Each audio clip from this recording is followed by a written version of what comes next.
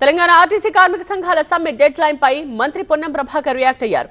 సమ్మెకు వెళ్లడం మంచిది కాదు, చర్చించుకుందామని యూనియన్ నేతలకు పిలుపునిచ్చారు.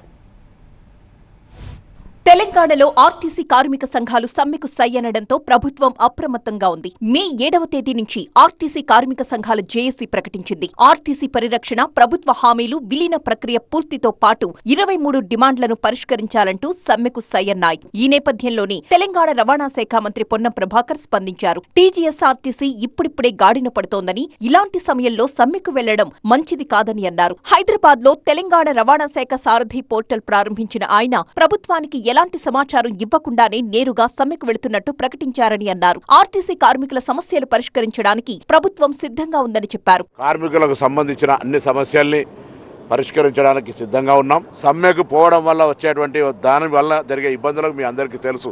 ఇప్పటికే కొంత ట్రేడ్ యూనియన్ నాయకులందరూ కూడా విజ్ఞప్తి చేస్తా ఉన్నాం. ఇక ఆర్టీసీ శ్రేయస్సు దృష్ట్యా కూర్చుని మాట్లాడుకుందామని, సమ్మెపై కార్మిక సంఘాలు పునరాలోచన చేయాలని ట్రేడ్ యూనియన్ నేతలకు విజ్ఞప్తి చేశారు మంత్రి పొన్నం ప్రభాకర్.